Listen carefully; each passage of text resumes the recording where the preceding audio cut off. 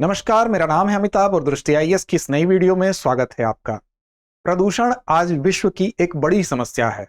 विशेष रूप से जैसे जैसे महानगरीय संस्कृति बढ़ी है, प्रदूषण भी मानव स्वास्थ्य को सीधा प्रभावित कर रहा है और एक चिंता की लकीर हमारे माथे पर यह खींचता है। हाल ही में एक मामला सुप्रीम कोर्ट में पहुंचा और सुप्रीम कोर्ट ने एक टिप्पणी की। वो टिप्पणी अपने आप में बहुत ही महत्वपूर्ण है। आज उसी टिप्पणी के इर्द गिर्द हमारी चर्चा केंद्रित होगी। दरअसल प्रदूषण की जो अनुमति है उसको लेकर सुप्रीम कोर्ट में जब मामला गया तो कुछ लोगों ने यह कहा कि त्योहारों के समय में जो पटाखे फोड़े जाते हैं वो अगर उसको प्रतिबंधित किया जाता है तो वो हमारे धर्म के विरुद्ध है। तो सुप्रीम कोर्ट ने एक बहुत ही महत्वपूर्ण टिप्पणी के अंतर्गत ये बात कही कि धर्म कभी भी प्रदूषण करने की अनुमति नहीं देता है। अपने आप में ये बात बहुत महत्वपूर्ण है। कैसे महत्वपूर्ण है, इस पूरे घटनाक्रम को हम समझेंगे और इस टिप्पणी के इर्द गिर्द अन्य पक्षों को भी समझने की कोशिश करेंगे आज के इस वीडियो के माध्यम से। चलिए शुरुआत करते हैं वीडियो की। प्रदूषण की अनुमति नहीं देता धर्म, सुप्रीम कोर्ट ने यह बात कही है। वीडियो की शुरुआत करेंगे उससे पहले आपको सूचना दें कि सामान्य अध्ययन जीएस फाउंडेशन बैच, जो यूपीएससी का जीएस फाउंडेशन बैच है, नए बैच की अगर बात करें तो इंदौर में यह बैच 11 नवंबर से शुरू हो रहा है शाम 6:15 बजे, करोल बाग में 13 नवंबर से दोपहर 3 बजे से, जयपुर में 27 नवंबर सुबह 11 बजे से, वहीं पर लखनऊ में 29 नवंबर से सुबह 11:30 बजे से नए बैच की शुरुआत हो रही है।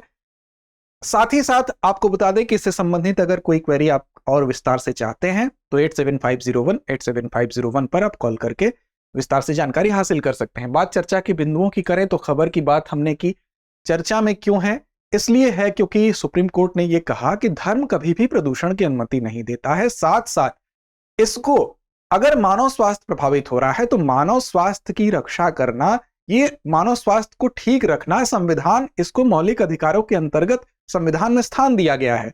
तो किसी व्यक्ति का अगर स्वास्थ्य प्रभावित हो रहा है, ऐसी दशा में ऐसी गतिविधि को हम अनुमति दें जो कि मानव स्वास्थ्य को प्रभावित कर रहा है, तो ये मौलिक अधिकारों के विरुद्ध है। इसलिए ये अपने आप में महत्वपूर्ण बात है। कोर्ट ने अन्य क्या बातें कही, उन बातों को हम समझेंगे। अब क्या होते हैं प्रदूषक, जिनकी वजह से प्रदूषण फैलता है, कितने प्रकार के होते हैं उसको भी देखेंगे। पटाखों से प्रदूषण कैसे होता है, क्या वो तत्व पाए जाते हैं जिसकी वजह से पटाखे प्रदूषक के तौर पर माने जाते हैं। अब इसके विकल्प के रूप में ग्रीन क्रैकर्स को देखा जाता है, जो पर्यावरण के अनुकूल पटाखे होते हैं उनको देखा जाता है, उन पर एक नजर डालेंगे। वायु गुणवत्ता सूचकांक क्या होता है, जिसके आधार पर हम तय करते हैं कि वायु की गुणवत्ता खराब हो गई है, प्रदूषण का स्तर ज्यादा व्यापक हो गया है, उसको देखने के साथ साथ अभ्यास प्रश्न की तरफ हम चलेंगे।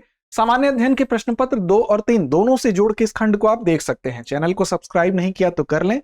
साथ साथ इस कार्यक्रम की पीडीएफ पाने के लिए आप हमारे इस कार्यक्रम से जुड़ सकते हैं टेलीग्राम चैनल के माध्यम से।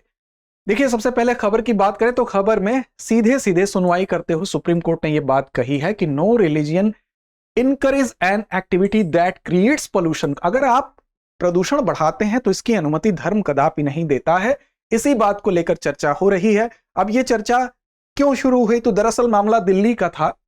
दिल्ली सरकार को एक तरह से निर्देशित करते हुए सुप्रीम कोर्ट ने यह बात कही कि दशहरे के ठीक 2 दिन बाद तक आपने पटाखों को बेचने की अनुमति दे रखी थी, जबकि आप जानते हैं कि दिल्ली की स्थिति, जो एयर क्वालिटी इंडेक्स है, वो कितना खराब है।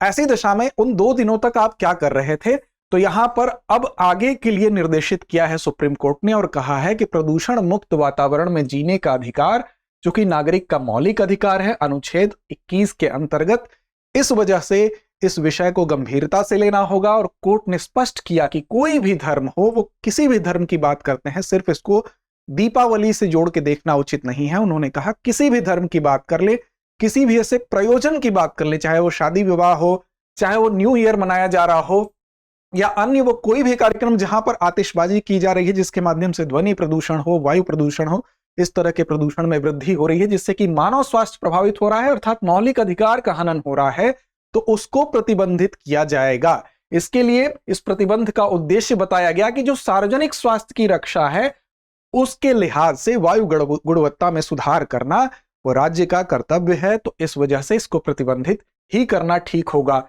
और इसको यह भी कहा गया कि इसको व्यापक रूप में देखने की आवश्यकता है, केवल किसी विशेष धर्म से जोड़कर या दिवाली त्योहार से जोड़कर देखना ही उचित नहीं है। साथ ही साथ अपने न्यायिक आदेश में सुप्रीम कोर्ट ने यह बात कही, क्या कही कि दिल्ली पुलिस को पटाखों की बिक्री और निर्माण पर प्रतिबंध लागू करने के लिए आदेशित किया कि अब आप यहां पर इसको देखें कि कैसे इसको प्रतिबंधित किया जाए और कैसे इसको रोका जाए, और 25 नवंबर तक आप इसकी रिपोर्ट अपने हलफनामे के माध्यम से हमें सूचित करें कि आपने अदालत को ये बात आप जानकारी देंगे कि प्रतिबंधित आपने किया कि नहीं और क्या आगे की आपने योजना बनाई है।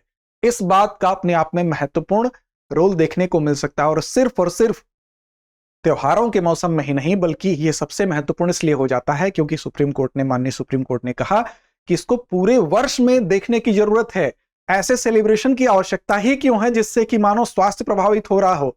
कोई व्यक्ति अगर उसकी आयु 5 वर्ष है तो वो 2 ही वर्ष में काल के गाल में समा सकता है, तो इस चीज को ध्यान देने की आवश्यकता है। ये मौलिक अधिकारों का हनन हो रहा है, तो केवल उसके विकल्प को हम बढ़ाने के बारे में सोचें और स्वास्थ्य को कैसे सुरक्षित रखा जाए इसके बारे में सोचें।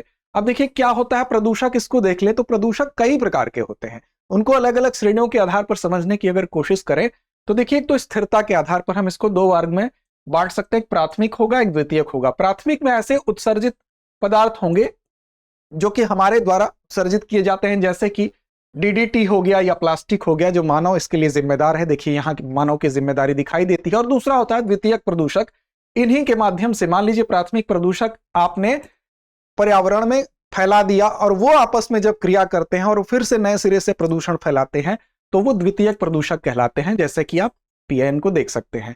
अब दूसरा है प्रकृति में अस्तित्व के आधार पर, इसमें एक होगा मात्रात्मक एक होगा गुणात्मक। मात्रात्मक का मतलब कि जिसकी एक निश्चित मात्रा अगर प्रकृति में है तो वो उतना नुकसानदायक नहीं है, लेकिन जैसे ही उसकी एक निश्चित जो प्रतिशत मात्रा है वो बढ़ जाती है तो वो प्रदूषक के तौर पर उसको देखा जाता है। जैसे CO2 का एक निश्चित प्रतिशत हानिकारक नहीं है, लेकिन अगर ये ज्यादा बढ़ जाएगा पर्यावरण में तो ये हानि पहुंचाएगा। और कुछ होते हैं कि वो अपने गुणों के कारण ही प्रदूषक होते हैं, जैसे कि डीडीटी, शाकनाशी, इनके अंदर ये गुण ही ऐसे हैं कि ये अगर किसी भी मात्रा में अगर पहुंचते हैं पर्यावरण में तो वो क्षति पहुंचाते हैं, चूंकि ये नष्ट नहीं हो पाते हैं। उसके बाद है जैव निम्नीकरण के आधार पर, बायोडिग्रेडेबल अगर कोई चीज है कि नहीं है इसके आधार पर भी विभाजन है। एक जो जैव निम्नीकरण जिसका हो सकता है, अर्थात जो बायोडिग्रेडेबल है, प्राकृतिक रूप से विघटित हो सकता है, जैसे सीवेज हो गया, और एक जो कि विघटित नहीं हो सकता है, दूसरी श्रेणी इसकी होगी जिसमें धीमी या न विघटित होने वाली स्थिति, जैसे डीडीटी जो ऊपर भी आप देख सकते हैं प्राथमिक के अंतर्गत भी था, एल्यूमिनियम हो गया। और एक होता है उत्पत्ति के आधार पर प्रदूषक होता है, इसमें आप प्राकृतिक भी कह सकते हैं और मानव जनित भी हो सकता है। तो देखिए जो प्राकृतिक प्रदूषक है उसके अंतर्गत प्राकृतिक क्रियाओं से जो निकलता है प्रदूषण फैलता है वो तो प्राकृतिक प्रदूषक होगा। जैसे ज्वालामुखी कहीं विस्फोट हो गया, उसमें से जो गैसें निकली, लावा निकला, तमाम ऐसी गैसें जो पर्यावरण को दूषित कर रही हैं वो तो नेचुरल रूप से निकली हैं। लेकिन अब कुछ गतिविधियां ऐसी हैं जो मानव जिनको प्रदूषक फैलाने का काम कर रहा है, जैसे उद्योगों के माध्यम से जो CO2 निकल रहा है वो मानव जनित प्रदूषक को वातावरण में मुक्त कर रहा है, छोड़ रहा है। तो इसके लिए अगर इन चीजों पर जहां जहां पर मानव जिम्मेदार है वो चीजें हमारे हाथ में है, प्राकृतिक घटनाएं हमारे हाथ में नहीं है, तो वो अगर हम कंट्रोल कर ले तो काफी हद तक प्रदूषण को कम करके मानव स्वास्थ्य को सुरक्षित किया जा सकता है। अब देखिए पटाखों से क्यों चिंता है भाई, पटाखों में क्या ऐसा पाया जाता है कि वो इसको लेके सुप्रीम कोर्ट को इतनी बड़ी टिप्पणी करनी पड़ी। तो देखिए इसमें जो तत्व पाए जाते हैं विशेष रूप से पटाखों में जो मैग्नीशियम है और एल्यूमिनियम है, ये ऐसे रासायनिक लवण होते हैं जो कि आप देखते हैं जब पटाखों का विस्फोट होता है तो आपको रंग बिरंगे रंग दिखाई देते हैं, चमकदार चीजें दिखाई देती हैं, आप रोमांचित होते हैं, उत्साह मनाते हैं, लेकिन आपको नहीं पता है कि इस चमक और उत्साह के पीछे आप मानव स्वास्थ्य को खतरे में डाल रहे हैं। इसमें गन पाउडर होता है जिसमें चारकोल और सल्फर का ये मिक्सर है। अब ये जब जलेगा तो इसमें से क्या निकलेगा, PM 2.5 निकलेगा और PM 10 निकलेगा।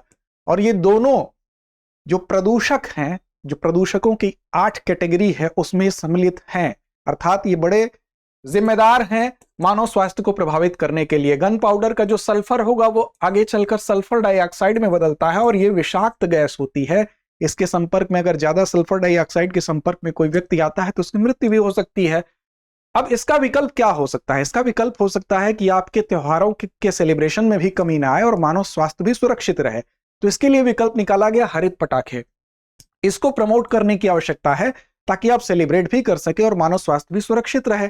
पर्यावरण के अनुकूल ये पटाखे होते हैं, इनसे प्रदूषण होता है लेकिन कम होता है।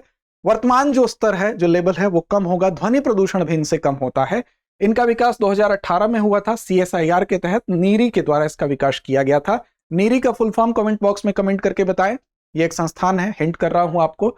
अब इसका लक्ष्य क्या है कि जो ध्वनि प्रदूषण है, जो शोर का स्तर है उसको भी कम किया जाए और इसका उत्सर्जन कम करके जो खतरनाक कारक हम पर्यावरण में छोड़ रहे थे, जो कारक मुक्त हो रहे थे, उनको कम कर सके। इसकी विशेषता क्या है, तो इसमें बेरियम नाइट्रेट और खतरनाक घटक नहीं होते हैं, इस वजह से ये सुरक्षित होता है। और इसमें वैकल्पिक रसायन के तौर पर पोटेशियम नाइट्रेट, एल्यूमिनियम, इनको हम देख सकते हैं, इसका विकल्प तैयार कर सकते हैं। तो ये हम ये कह सकते हैं कुल मिला के कि ये पर्यावरण के अनुकूल है, इनको प्रमोट करने की आवश्यकता है। शोर का स्तर आप देखेंगे जो सामान्य पटाखे होते हैं उनकी तुलना में इसमें कम होता है। इसमें अगर देखें तो 100 से 130 डेसिबल, जबकि जो पारंपरिक पटाखे होते हैं वहां पर 160 से 200 डेसिबल का शोर होता है, तो उसके मुकाबले शोर का स्तर भी इसमें काफी कम होता है। अब देखिए एक वायु गुणवत्ता सूचकांक, जिसके आधार पर हम चिन्हित कर पाते हैं कि किसी भी जगह पर जो एयर क्वालिटी है वो अगर हमको डिनोट करती है कि प्रदूषण का स्तर कितना बढ़ चुका है। ये एक प्रकार का संकेतांक है जिसके आधार पर हम जानते हैं कि दैनिक वायु जिसका उपयोग कर रहे हैं, सांस प्राणवायु जिसको कहा जाता है, हम अंदर ले रहे हैं, वो हमारे अंदर जाने पर हमारे प्राण की रक्षा करेगी या हमारे प्राणों की भक्षक बनेगी। तो देखिए उन स्वास्थ्य प्रभावों पर केंद्रित है जिन्हें कोई भी व्यक्ति प्रदूषित वायु में सांस लेने से कुछ घंटों या कुछ दिनों के भीतर ही अनुभव कर लेता है कि ये वायु की गुणवत्ता कैसी है। AQI की गणना 8 प्रमुख वायु प्रदूषकों के आधार पर की जाती है। इसमें कौन कौन प्रदूषक शामिल हैं, तो देखिए मैंने शुरू में 2 प्रदूषकों का जिक्र किया था। यहां देखिए ये इसमें ओजोन एक तो सम्मिलित होता है, PM10 सम्मिलित होता है, PM2.5 सम्मिलित होता है। पटाखों को फोड़ते हैं तो यही PM10 और PM2.5 उनसे निकलता है। तो एक तरह से हम कह सकते हैं कि जो AQI है, एयर क्वालिटी इंडेक्स है, उनको मापने में इन दोनों की माप भी की जाती है। फिर कार्बन मोनोऑक्साइड होता है, सल्फर डाइऑक्साइड होता है, नाइट्रोजन डाइऑक्साइड होता है, अमोनिया होता है और लेड होता है। इन 8 प्रदूषकों की गणना की जाएगी कि एयर में इनकी मात्रा क्या है। उसके आधार पर जो AQI होता है, एयर क्वालिटी इंडेक्स होता है, जो सूचकांक होता है, वो जारी किया जाता है। और भारत में मानव स्वास्थ्य के लिए सबसे बड़ा खतरा अगर हम कहें तो जो भूस्तरीय ओजोन होती है और एयरबोर्न पार्टिकल्स जो होते हैं, ये 2 ऐसी चीजें हैं, अर्थात जो पार्टिकल ये आप 2.5 और 2.10 देख रहे हैं, ये जो है यह खतरनाक है, मानव स्वास्थ्य के लिए सर्वाधिक खतरनाक है। अब इनके जटिल आंकड़ों को एकल संख्या नामकरण और रंग में परिवर्तित किया जाता है। इसका मतलब कि इसकी 6 श्रेणियां बताई गई हैं। जो इंडेक्स होता है उसकी अलग अलग 6 श्रेणियां हैं, 6 कैटेगरीज हैं। किस लेवल पर प्रदूषण पहुंचा है वो इंगित करता है और 6 श्रेणियों को अलग अलग रंगों से दिखाया जाता है। इसको आगे आपको बताएंगे हम। जैसे एक श्रेणी है कि अच्छा है, एक है संतोषजनक है, एक है मध्यम प्रदूषण का स्तर है, खराब है, एक बहुत खराब है और एक गंभीर श्रेणी है। ये सभी श्रेणियां 6 श्रेणियां अलग अलग रंगों में एयर क्वालिटी इंडेक्स के माध्यम से बताई जाती हैं। और प्रत्येक श्रेणी वायु प्रदूषकों की कितनी सांद्रता है, वहां पर पार्टिकल्स की कितनी ज्यादा मात्रा है, इसको दर्शाता है। उनके संभावित स्वास्थ्य पर क्या प्रभाव पड़ सकते हैं, कितना खतरनाक हो सकता है, इसको दर्शाता है।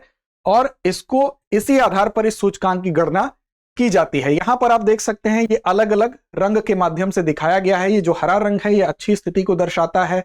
ये वही नीचे आप थोड़ा सा और लाइट कलर में होगा, सेटिस्फैक्टरी, फिर मॉडरेट, फिर पुअर, वेरी पुअर, और यहां पर सीवियर कंडीशन आपको मरून कलर से दिखाई जा रही है। यहां पर कुछ इंडिकेशन, जब खतरनाक स्थिति में हम जाते हैं तो हमको एक सूचना के माध्यम से बताया जाता है कि जिस एयर में आप जाने वाले हैं वो आपके गंभीर स्वास्थ्य खतरों के लिए जिम्मेदार हो सकती है। तो आप इसके लिए मास्क लगा के निकलें और अपनी जो भी सावधानियां हैं उसको करें। अब देखिए इसमें अगर अलग अलग जो प्रदूषक सूचकांक होते हैं उनके अंदर उप सूचकांक भी होते हैं। इन 8 जो प्रदूषक बताए हैं उनकी कितनी स्थिति है, उनका कितना प्रदूषण स्तर है, तो उसको उप सूचकांक कहेंगे। जैसे मान लीजिए PM2.5 जो है, अगर आ गया कि वो 75, उसका एक इंडिकेशन मान लीजिए 75 उसका लेवल है। अगर NO2 का लेवल 60 है और O3 का लेवल 80 है, इन तीनों की माप, तो इसमें जो सबसे ज्यादा जो माप आएगी उसी को एयर क्वालिटी इंडेक्स के रूप में शुमार किया जाता है। तो ये बात आप ध्यान रखें, जो उप सूचकांक होते हैं उसमें जो सर्वाधिक जिसका मान होगा उसी मान को एयर क्वालिटी इंडेक्स के रूप में देख लिया जाता है। तो AQI अगर इसमें देखेंगे आप तो 80 बताया जा रहा है, इस आधार पर इसको तय किया जाता है। एयर क्वालिटी इंडेक्स को बताने के लिए जो दिल्ली में सबसे पहले जो सफर था, सफर का नाम आपने सुना होगा, पृथ्वी विज्ञान मंत्रालय ने एक राष्ट्रीय पहल की और पहली वायु गुणवत्ता पूर्व चेतावनी प्रणाली को इजाद किया और दिल्ली में इसकी शुरुआत हुई थी, जो कि 72 घंटों पूर्व ही वर्षा की क्या कंडीशन होगी, तापमान कैसा होगा, आर्द्रता कैसी होगी, हवा किधर से किधर को चल रही है, कितनी तेज है, सौर विकिरण की क्या स्थिति है, इन सारी चीजों को ये बताएगी। और ये विकसित किया किसके द्वारा किया गया, तो IITM के द्वारा, अर्थात जो भारतीय उष्णकटिबंधीय मौसम विज्ञान संस्थान पुणे में है, उसके द्वारा इसको विकसित किया गया था। और इसका संचालन IMD के द्वारा किया जाता है। इसमें एक LED डिस्प्ले होती है जिसमें 24/7 24 घंटे जो है ये सेवा उपलब्ध रहती है। इसमें एयर क्वालिटी को दर्शाया जाता है और 72 घंटे पूर्व का पूर्वानुमान सफर प्रणाली में बताया जाता है। तो ये संबंधित थी पूरी खबर। उम्मीद है आपको इस प्रदूषण के इस खंड से सारी चीजें समझ में आई होगी। अंत में हमारी जिम्मेदारी एक है जो हम आप पर छोड़ते हैं, जिम्मेदारी अभ्यास प्रश्न का जवाब देने की। आज का प्रश्न आपके सामने है, कौन सा प्रदूषक एयर क्वालिटी की गणना में नहीं आता है? विकल्प आपके सामने है, लेड, नाइट्रोजन डाइऑक्साइड, PM 2.5 या इनमें से कोई नहीं। तो प्रश्न का जवाब कमेंट बॉक्स में देना ना भूलें। लड़ते रहें, अपने लक्ष्य की ओर बढ़ते रहें।